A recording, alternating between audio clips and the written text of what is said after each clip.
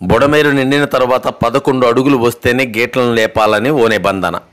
బుడమేరు పూర్తిగా నిండిన వెలగలేరు వైపు కట్టలు తెగి వాళ్ళ పొలాలు ఇళ్ళు మునిగిపోతాయి. అందుకే వాళ్ళు ఎప్పుడు గేట్లు లేపుదామా అని అప్రమత్తంగా ఉంటారు.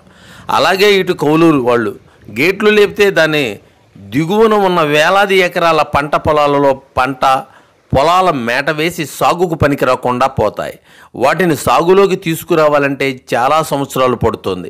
అందుకని వాళ్ళు గేట్లు లేపడానికి ఇష్టపడరు. ఇది ఇక్కడ రెగ్యులేటర్ల పరిస్థితి. బుడమేరుపై వెలగలేరు రెగ్యులేటర్లు ఏర్పడిన తరువాత 3 లస్కర్లను ఏర్పాటు చేసింది అప్పటి ప్రభుత్వం. వారు ఆ గేట్లకి గ్రీజు రిపేరీ వర్క్ నిర్వహిస్తూ బుడమేరు ఉధృతిపై కట్టల నాణ్యత బలాబలాలను పర్యవేక్షిస్తూ కట్టలపై గస్తీ తిరుగుతూ ఏఈలకు ఎప్పటికప్పుడు సమాచారం అందించేవారు. అప్పుడు గేట్లు ఎంత తేలికగా ఉండేవి అంటే పిల్లలు ఆడుకోవటానికి సరదాగా లేపినా ఈజీగా లేచేవి అని ఓ స్థానికుడు 3R న్యూస్తో తన అనుభవాల్ని పంచుకున్నారు. ఆ లస్కర్లకు అక్కడ నివాసానికి అనుకూలంగా ఆవాసాలు కూడా ఏర్పాటు చేసింది నాటి ప్రభుత్వం. ప్రతి సంవత్సరం ఈ రెగ్యులేటర్లు గేట్లు ఎత్తడానికి మెయింటెనెన్స్ ఉంటుంది.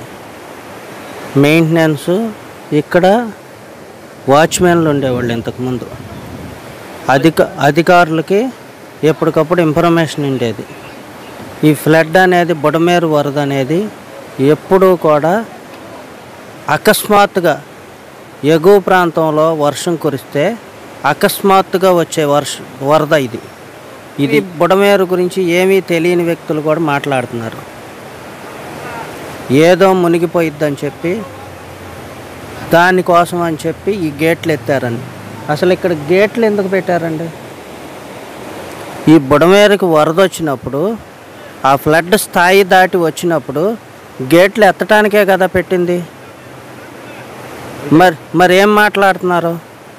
ఇవాళ ఈ బుడమేరు చరిత్రలో ఇంత వరద ఎప్పుడు రాలా. మీకు చూసుకోండి, ఇక్కడ గండి పడే పరిస్థితి. కట్ట మీద నుంచి ఇక్కడ అధికారులు వస్తే అధికారులు ఇక్కడ ఉండి ఈ వరదను మానిటర్ చేసుకుంటా ప్రతి గంటకి ఎన్ని అడుగులు వరద వస్తుంది ఏంటి అనేది ప్రతిదీ కూడా రికార్డుగా ఉంది ఇక్కడ. అటువంటి పరిస్థితుల్లో నువ్వు గత 5 ఏళ్లలో ఈ గేట్లకి కనీసం గ్రీజు కూడా పెట్టలేని స్థితిలో ఉంది. జనరేటర్ ఉండాలి ఇక్కడ. అకస్మాత్తుగా ఏదైనా సరే ఇటువంటి పరిస్థితులు వచ్చినప్పుడు కరెంట్ ఉండకపోవచ్చు. ఈ గేట్లు ఆపరేట్ చేయాలి అని అంటే జనరేటర్ ఉండాలి. ఆల్రెడీ జనరేటర్ లోపల ఉందంటున్నారు. ఎందుకు ఉపయోగం ఏముంది? మరి మనుషులు లేపాల్సిన పరిస్థితి ఎందుకు వచ్చింది? వెలగలేరు గ్రామం నుంచి కౌలూరు కట్ట కూడా తెగిపోయిద్ది అనే పరిస్థితుల్లో కౌలూరు రైతాంగం అటుపక్కకి వెళ్ళిపోయింది. వెలగలేరు రైతులు వచ్చి 100 మంది మనుషులు లేపారు గేట్లు. మెయింటెనెన్స్ లేదు, అస్సలు సరిగా కాదు. గత 5 ఏళ్లలో బుడమేరుని గాలికి వదిలేశారు. 2020లో ఇప్పుడు ఏదైతే గండ్లు పడ్డాయో అక్కడ వరదకి కోతకు గురయ్యి కట్లకి బీచ్లు పడ్డాయి. ఆ బీచ్లు ఆ రోజే దేవుడి దయ వల్ల ఆ రోజు వరద ఆగిపోవటం మూలంగా ఆ కట్టలు బతికి పట్టగట్టినాయి. ఈరోజు స్థాయికి మించి బుడమేరు కట్టలకి స్థాయికి మించి వరద వచ్చిన పరిస్థితుల్లో ఇప్పుడు మీరు దారిని వస్తా చూశారు ఎన్ని బీచ్లు పడ్డాయి కట్టలకి. వాటిని అప్పుడు పడినట్టుని పూడ్చడానికి ప్రతి కట్ట కూడా ఈ కట్ట ఏదైతే ఇప్పుడు మనం వచ్చిన కట్ట ఏదైతే ఉందో విజయవాడ సైడ్ ఉండ బుడమేరు కట్ట, అధికారులు ఇటువంటి విపత్కర పరిస్థితుల్లో అధికారులు వెహికల్ ఎటువంటి టైంలో కూడా రావడానికి ఈ కట్ట అనుకూలంగా ఉండేది. ఇదివరకు వాళ్ళ వెహికల్స్ వచ్చేసాయి. జీప్ కాలం మారిపోవడం, 2007 పరిసర ప్రాంతాల్లో ఆ విధానం మీద శ్రద్ధ చూపలేదు ఆ తర్వాత ప్రభుత్వాలు. వారు ఉన్నన్ని రోజులు పరిసర ప్రాంతాలు ఎంతో ఆహ్లాదంగా ఉండేవి. ఎంతలా అంటే కార్తీక సమారాధన మహోత్సవాలు నిర్వహించుకోవటం కోసం ఎంతోమంది వస్తూ ఉండేవారు. అక్కడ వాటర్ ఫౌంటైన్ కూడా ఏర్పాటు చేశారు అంటే ఈ ప్రాంతం ఏ స్థాయిలో వెలిగిందో అర్థం చేసుకోవాలి.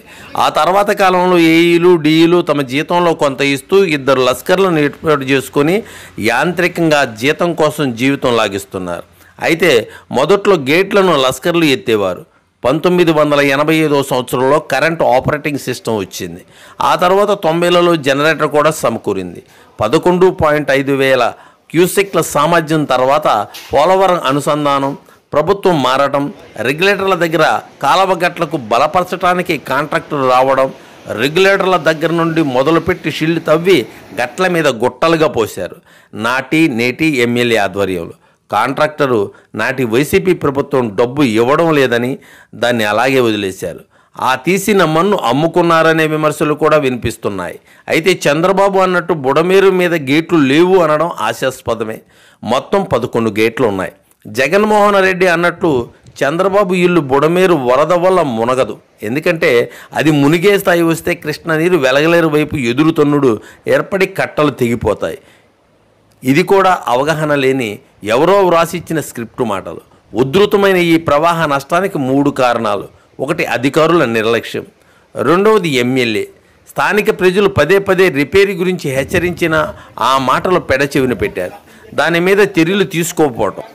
నాటి జగన్మోహన్ రెడ్డి ప్రభుత్వం ఏం చూసేటటువంటి పరిస్థితి కూడా లేదు. అట్లా వచ్చాడు రెగ్యులేటర్ కాడికి, మొన్న వచ్చాడు రెగ్యులేటర్ కాడికి వచ్చి, అది కూడా తెలుగుదేశం పార్టీ కార్యకర్త ఉండి ఏమండి ఇది 4 సంవత్సరాల నుంచి మరి ఈ విధమైనటువంటి కనీసం గ్రీజ్ పెట్టలేదు, రెగ్యులేటర్ ఈ విధంగా రేపు మనకు షట్టలు ఎత్తాల్సిన పరిస్థితి వస్తే మరి ఏ విధంగా ఎత్తారని చెప్పి మన కార్యకర్త అడిగితేనే దిక్కుమొక్కుగా వాళ్ళ రెగ్యులేటర్ దగ్గర పనిచేస్తూ ఉన్నారు ఈ రోజున. మరి అదే వైసీపీ వాళ్ళు 40 మంది 40 మంది 50 మంది వచ్చి కూడా వాళ్ళు ఏ విధమైనటువంటి మరి కార్యక్రమాలు కానీ ఏ విధంగా అభివృద్ధి గురించి కానీ అడగలేదు. అంతా షో చేసేటటువంటి రాజకీయం. ఇక మూడో అంశం బుడమేరు దాని విస్తరణ తగ్గిస్తూ ఆక్రమణలు పెరిగిపోవడం అని చెప్పొచ్చు.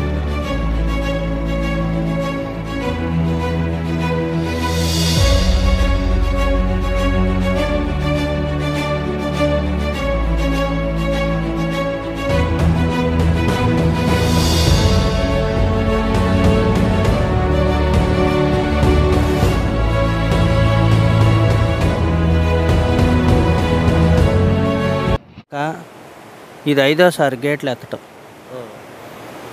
విజయవాడ ఇంత తీవ్ర నష్టానికి గురవటం నేను ఎప్పుడూ చూడలే. ఎందుకు చెప్తున్నాము అని అంటే 2008లో గేట్లు ఎత్తారు, 2012లో గేట్లు ఎత్తారు. ఎప్పుడుండా కానీ 24 గంటల నుంచి 48 గంటల లోపు బుడమేరు వరద కొల్లేరులోకి వెళ్ళిపోయేది.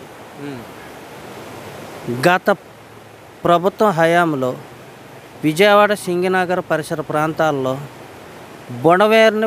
బుడమేరు పూర్తిగా ఆక్రమణకు గురైంది. వైసీపీ నాయకులు బుడమేరును ఆక్రమించి లేఅవుట్లేసి అమ్ముకున్నారు. ఇది నగ్న సత్యం. ఇది బెజవాడ సింగినగర్ పరిసర ప్రాంతాల్లో మీకు ఏదైతే మిల్క్ ప్రాజెక్ట్ చెన్నమల వెంకటరావు గారు ఫ్లైఓవర్ దగ్గర నుంచి మొదలెడితే బుడమేరు ఎంత ఆక్రమణకు గురైందనేది మీరు వెళ్ళినా కానీ అక్కడ స్థానికులు చెప్తారు. అటువంటి పాపం గత 5 ఏళ్లలో ఈ రాష్ట్రాన్ని సర్వనాశనం చేసేసి విజయవాడ నగరవాసులను కూడా ఇవాళ ఈ గతి పట్టడానికి ప్రధాన కారణం జగన్మోహన్ రెడ్డి. ఈ బుడమేటి వరద ప్రమాదాలు తగ్గించాలంటే ఈ బుడమేటిలో చిన్ననాటి నుండి సహగమనం చేస్తున్న కొందరి అభిప్రాయాలు మీ ముందుంచే ప్రయత్నం చేస్తా. ఈ బుడమేరుని శాశ్వత పరిష్కారం చేయాలి అంటే ప్రభుత్వం వారు పూర్తిగా దృష్టి పెట్టి బీడీసీని పాత ఓల్డ్ స్ట్రక్చర్స్లు ఏవైతే ఉన్నాయో అవి మొత్తం కూడా రిమూవ్ చేసి వైడనింగ్ చేసి డీపెనింగ్ చేసి బీటీపీఎస్లో కూడా ఓల్డ్ స్ట్రక్చర్స్ మొత్తం కూడా తీసేసి బూడిద నీళ్లు వీటీపీఎస్ బూడిద నీళ్లు ఈ బుడమేరు డైవర్షన్ ఛానల్లోకి రాకుండా ప్రత్యామ్నాయంగా వేరే కెనాల్ తవ్వుకొని కృష్ణలోకి పంపించుకోవడమా లేకపోతే ఇంకో మార్గం చూసుకోవడమా చేయాలి. అట్లాగే ఎదురుగా ఉన్న మరి యాక్టివ్ పవర్కి కూడా మరి హడ్డీలుగా మారింది కాబట్టి ప్రత్యామ్నాయం చూసుకోవాల్సిన పరిస్థితి ఈ రోజున ఉంది.